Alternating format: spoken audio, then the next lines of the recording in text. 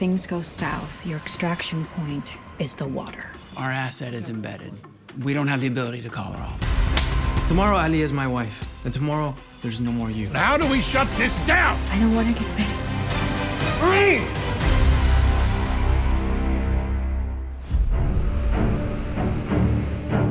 Where's your head? Ready to do my job, ma'am. Got that out of your system pretty quick. Never said it was out of my system. I said I did my job. Cruz really doesn't want to do this. Text and mark your arrival time. This is somebody she is completely in love with and someone's heart she's about to break. And I think Cruz just feels like absolute trash. And she knows that there's no way around it. She has to serve her country. This is the calm before the storm.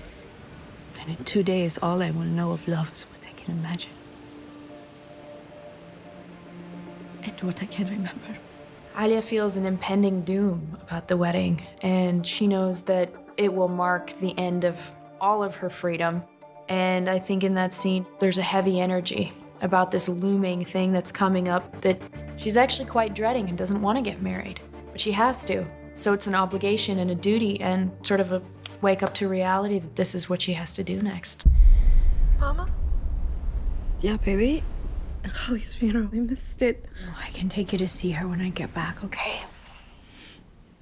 How about a little heads up before the fucking ambush? I didn't know what she was gonna say, and I didn't think she needed fucking permission to say it. That sort of phone call is the peak of the frustrations that have led up to this point of not being able to really talk to your partner. I don't know where she is. I don't know what she's doing. You know, we got a kid that was just in a car accident. There's all these things that I think Neal's just in over his head, and he needs a partner, and I think his frustration finally comes out. We won't bother you again. And everything is fine here, minus the night terrors, 3 hours of rehab, and a 14-year-old who was barely fucked. It's a real sign that things need to change. And, do they? She's gonna bring that girl back. By doing that, she may lose her life and never see her kids again, never see her husband again. But it's what she has to do. She's scared. It has to be the last mission that she does. You can't live in this world and have fear in your heart. The fear of Jo losing her family and losing another lioness has become too big for her. It's made her soft, it's made her vulnerable. Give it to me. You will never get back to them if you keep thinking about them.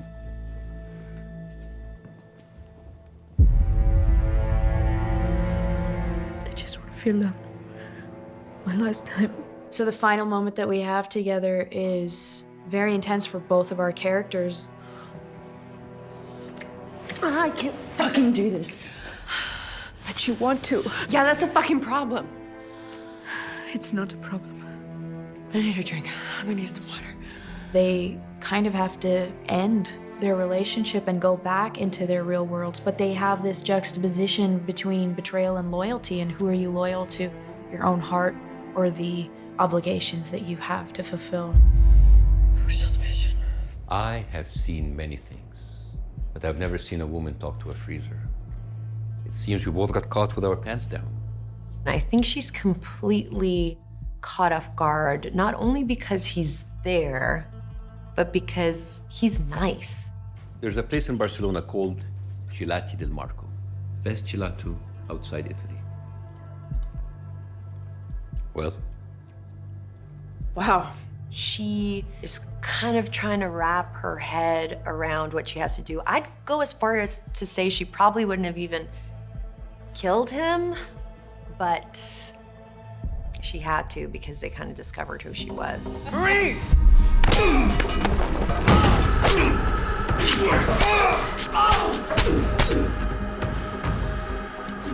That's what she knows. I mean, it's almost practically impossible for her to get out of there, so she's just focused on running as far as she can.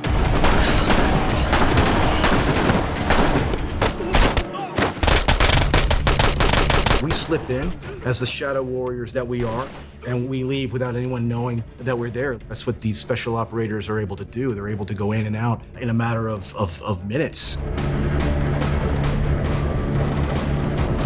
I think she's in complete shock. Absolute, complete shock. And then it all kind of hits her, and that's when she gets aggressive with Joe. I'm fucking done with this, and I'm fucking done with you. What I took away from Joe is that it's not just hard to live in this world and to sacrifice these girls. What's becoming really difficult is to not tell them beforehand. If they can't get out on time after they've killed their target, we're dropping a missile. I don't think that Joe's gonna be okay with that. I don't know.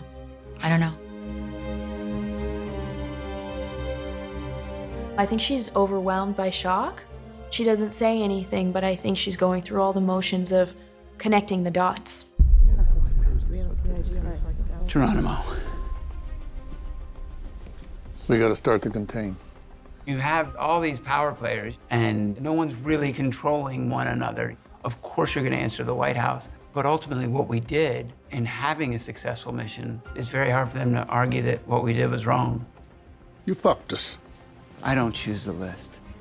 You wanted him alive, you should have taken him off of it. You know, and don't give me shit because we did our fucking job. I don't think he has a judgment about success or not success of these types of missions. And from Mullins' point of view, just can't get into it.